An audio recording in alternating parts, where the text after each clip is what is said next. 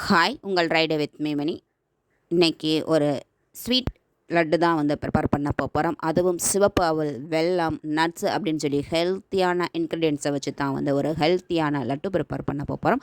So இந்த மாதிரி prepare பண்ணி ஸ்டோர் பண்ணி வச்சுக்கிட்டோம் அப்படின்னா நம்ம குழந்தைங்களுக்கு ஸ்நாக்ஸாக எடுத்து கொடுக்கலாம். ஸோ ஒரு ஹெல்த்தியான ஸ்நாக்ஸாகவும் இருக்கும். ஸோ வாங்க இந்த லட்டு எப்படி வந்து ப்ரிப்பேர் பண்ணுறது அப்படின்னு சொல்லிட்டு பார்க்கலாம்.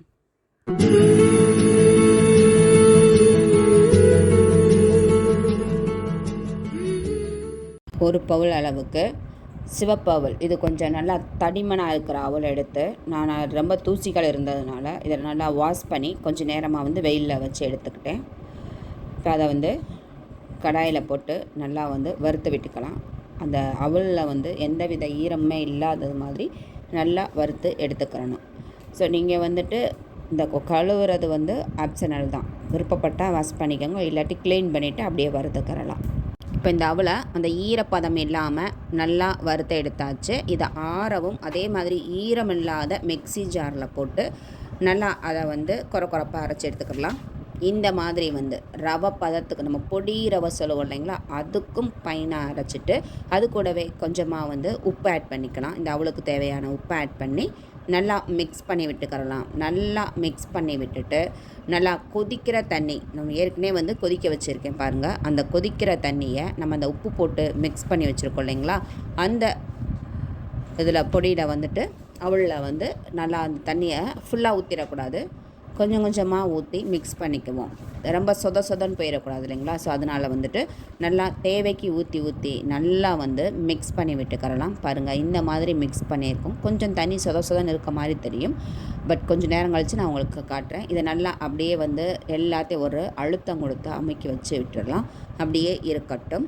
10 நிமிஷம் ஆயிடுச்சு. இப்போ பாருங்கள், இந்த மாதிரி இந்த தண்ணியை ஃபுல்லாக அதை அப்சர்வ் பண்ணிவிட்டு நல்லா இந்த மாதிரி இருக்குது, அதை நம்ம நல்லா உடச்சி விட்டுக்கலாம். உடச்சி விட்டுட்டோம் அப்படின்னா நல்லா உதிரியாக வந்துடும்.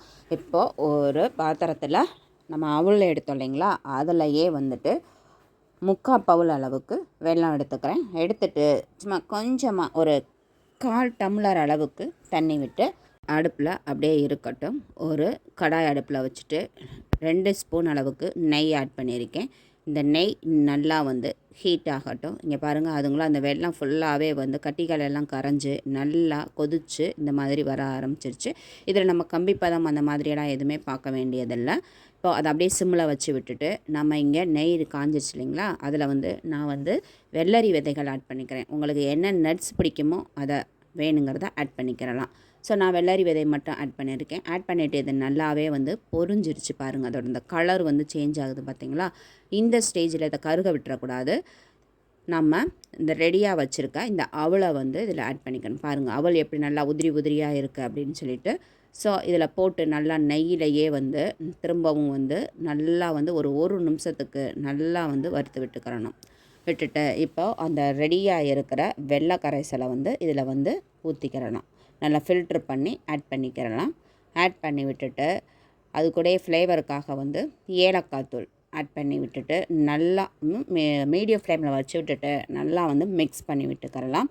அப்படி மிக்ஸ் பண்ணும் பொழுது இந்த அவல் வந்து அங்கங்கே கட்டிகள் தெரிஞ்சால் கூட நல்லா அழுத்தம் கொடுத்து அதை மிக்ஸ் பண்ணி விட்டோம் அப்படின்னா அது நல்லா உடஞ்சி நல்லா வெல்லம் எல்லாமே வந்து மிக்ஸ் ஆகி வந்துடும்.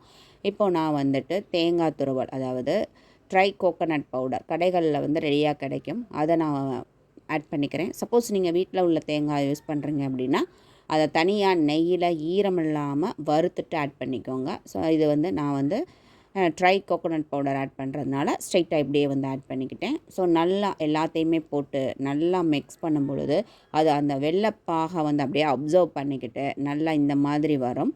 ஸோ மீடியம் ஃப்ளேமில் வச்சு பொறுமையாக கிண்டி விட்டுடலாம். இப்போ பாருங்கள், எல்லாம் தான் குடித்து நல்லா இந்த மாதிரி ஒரு திக் கன்சிஸ்டன்சிக்கு வந்துடுச்சு.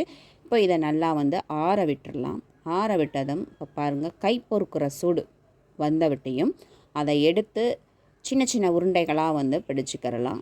அந்த நாம் வெள்ளரி விதை போட்டதுனால நம்ம ஆட்டோமேட்டிக்காக எடுக்கும் பொழுதே அதிலேருந்து விதைகள் வந்து அழகாக வந்து வருது. ஒவ்வொரு உருண்டைக்கும் 2, 3னே வருது. ஸோ இந்த மாதிரி எல்லாத்தையுமே வந்துட்டு உருண்டைகளாக வந்து பிடிச்சிக்கிறலாம். இப்படி பிடிச்சி வச்சுக்கிட்டோம் அப்படின்னு சொன்னால் இது லேஸை அந்த ஹீட் இருக்கும்போதே பிடிச்சி வச்சிட்டோம் அப்படின்னா நல்லா வந்துட்டு உருண்டை பிடிக்க வரும். அதே மாதிரி கையில் ஒட்டாமல் சாஃப்டாக வரும். ஏன்னா நம்ம இதுக்கு வந்து பார்த்திங்கன்னா வெறும் 2 ஸ்பூன் நெய் தான் ஆட் பண்ணியிருக்கோம். இருந்தாலும் அழகாக வந்து உருண்டை பிடிக்க வரும் ஒட்டாமல். ஸோ இந்த மாதிரி நம்ம வச்சுக்கிட்டோம், ஸ்டோர் பண்ணி வச்சுக்கிட்டோம் அப்படின்னா இது மாத கணக்கில் கெட்டு போகாமல் இருக்கும்.